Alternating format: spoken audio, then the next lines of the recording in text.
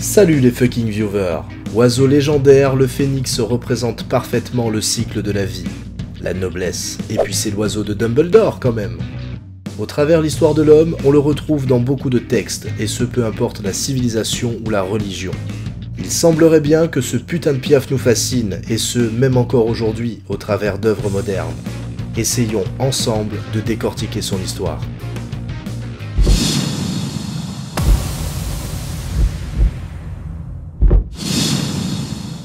Les plus vieilles traces de cet oiseau légendaire nous emmènent en Arabie, en ancienne Égypte, et est rattaché de très près au culte du soleil.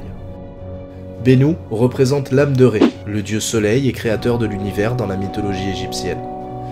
Tout comme Ré, il est vénéré à Héliopolis, et il y possède même son propre temple. On l'associe au Nil, au soleil, mais aussi à Vénus, même si je comprends pas trop le délire en fait. Grâce à son nom en hiéroglyphe, nous avons pu déterminer à quel animal le Bennu s'apparente. Il s'agirait très certainement d'un héron cendré, mais plus principalement d'un ardea, une sorte de héron pourpré, rien de bien exceptionnel. Hop hop hop, comment ça, rien d'exceptionnel? Là on parle quand même d'un oiseau de pas loin d'1,50 m d'envergure avec des couleurs chatoyantes. D'ailleurs, couleurs chatoyantes, ce terme me paraît bien approprié parce qu'avec son brun rougeâtre, ce qui lui donne son nom d'ailleurs, et ces sortes de petites aigrettes noires au niveau des yeux et qui continuent le long de son cou, bah c'est vrai qu'on peut y voir une certaine ressemblance physique avec notre oiseau de feu. Alors voilà, Darkham respecte cet oiseau, plein de grâce, d'agilité et ouais, là c'est une photo où il est en train de chier. Voilà, en tout cas tout ça ne reste que théorique, hein. Je suppose que dans d'autres cultures on le voit différemment, non? Eh bien, figure-toi que oui, d'ailleurs il est intéressant à noter qu'au travers... Wow, brother, tranquille, bien, ça va, Jura, je suis ok, mais toi, à l'aise, ça va, l'incruste? Attends, on est en train de parler du grand et légendaire phénix, c'est pas comme si on parlait d'un vulgaire pigeon voyageur. Ouais, j'avoue, t'as pas tout à fait tort, mais j'espère que tu m'as quand même dégoté un truc un petit peu badass quand même. Hein. Ouais, on peut dire ça. Donc je reprends, je disais qu'il est intéressant à noter qu'au travers du monde, chaque civilisation possède dans sa mythologie une créature volante légendaire, comme par exemple le Quetzalcoatl pour les peuples sud-américains, ou même les dragons d'Asie. Mais pour ce qui s'apparenterait le plus du phénix, il faut aller voir du côté de la mythologie juive, dans laquelle on nous parle de Zis, l'une des 3 créatures primordiales représentées par un oiseau flamboyant, si imposant qu'il est capable de masquer les rayons du soleil avec son envergure. Toujours d'après cette légende, Zis représente le ciel, tout comme le Behemoth représente la terre, et le Léviathan les océans. D'ailleurs, il paraîtrait qu'au jour du jugement dernier, ils reviendront pour s'affronter entre eux, ce qui met en avant un petit peu son immortalité, ce qui est pas sans rappeler celle du phénix. Après, si on veut creuser un petit peu plus loin, on peut aller du côté des Sumériens, c'est-à-dire 4500 ans en arrière, dans laquelle on nous parle de Anzu, qui serait tout comme Zis, un oiseau majestueux. Et selon certaines croyances, il serait justement à l'origine du phénix. Sauf que pour le coup, on s'éloigne un petit peu de la vision de celui-ci qui le veut flamboyant et renaissant de ses cendres. Et pour ça, il faudrait aller voir plutôt du côté des Romains, quelques milliers d'années plus tard. Oh que oui, chez eux on se penchera sur les écrits de Tacite, historien et sénateur romain, mais encore d'Ovide, poète, et aussi Pline, écrivain. C'est en quelque sorte grâce à eux que le phénix, tel qu'on le conçoit aujourd'hui, existe avec le fait qu'il puisse renaître après s'être décomposé. C'est avec 2 autres poètes, Martial et Stas, qu'on verra apparaître la notion de feu bien puissant, du fait qu'il puisse s'embraser avant de mourir, et tout ça sur un nid d'épices. Finalement, le phénix romain représente plutôt bien leur pratique funéraire. Il sera même sur leur pièce de monnaie, tellement le symbole est fort chez eux. Passons du côté perse avec le poète soufi Farid al-Dinatar, qui au travers de son conte La conférence des oiseaux, nous décrira le phénix comme le roi de ses congénères, et le représente sous les traits de Sinamru, l'oiseau fabuleux. Mais en écrivant cette vidéo, je me suis posé la question, mais quel âge peut avoir un phénix? Eh bien pour le connaître, il faut étudier les récits d'Hérodote, mais surtout d'Hésiode, Par contre, accrochez-vous, le calcul est plutôt what the fuck. La corneille vit 9 générations d'hommes. Le cerf vit 4 fois plus que la corneille. Le corbeau vieillit pendant 3 âges de cerf. Le phénix, lui, vit 9 âges de corbeau. Allez les gars, vous avez 2 heures. Non, en vrai, on va pas se faire chier, Google est mon ami. Et bim, 500 ans, à 3 poils de cul près.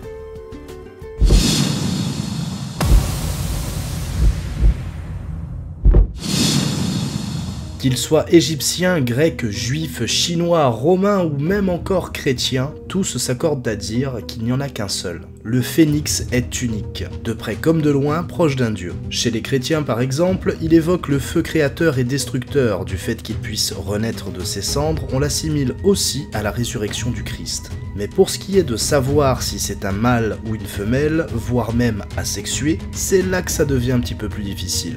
La plupart des civilisations s'accordent à dire qu'il s'agirait d'un mâle, car seul l'homme peut posséder une telle force de vie. Youhou, vive la misogynie!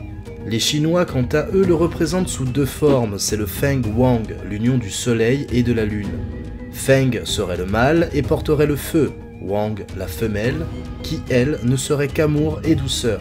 Quoi qu'il en soit, selon mes recherches, seul le peuple chinois voit le mâle et la femelle chez le phénix.